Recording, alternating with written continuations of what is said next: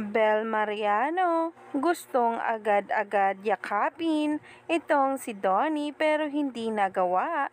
Yan ay dahil nakasalang pa nga sa taping itong si Donnie na kung saan ay umani nga agad ng samot-saring komento ang Twitter post ngayon naglalaman ng ayuda. Narito nga mismo ang sinabi. So, this picture was taken before dumating si Bel. I don't know, he seems to be waiting for someone. Nung dumating si Bel, nanood siya sa sini Donnie, tas di nakalapit si D kay B. Kasi on the set pa nga, then Bel decided to pasok na sa loob after minutes, natapos na rin si Donnie. At sabi pa nga, may nalaman pa daw sila na magka-holding hands daw yung dalawa pagpasok at paglabas ng apartment.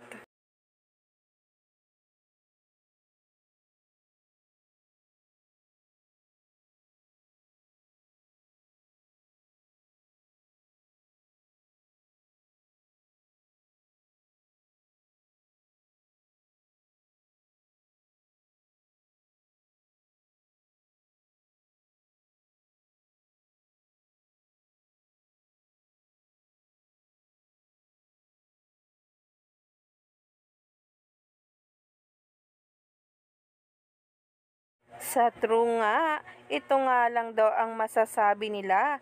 Pahinga nila ang isa't isa. Saksi ang Team Binondo staff, cast, fans na laging andon kung gaano kaklingi si Donnie kay Bel. May mga resibo nga talagang nagpapatunay. Kaya naman, stay tuned lang tayo for more updates tungkol mismo sa Don Bell.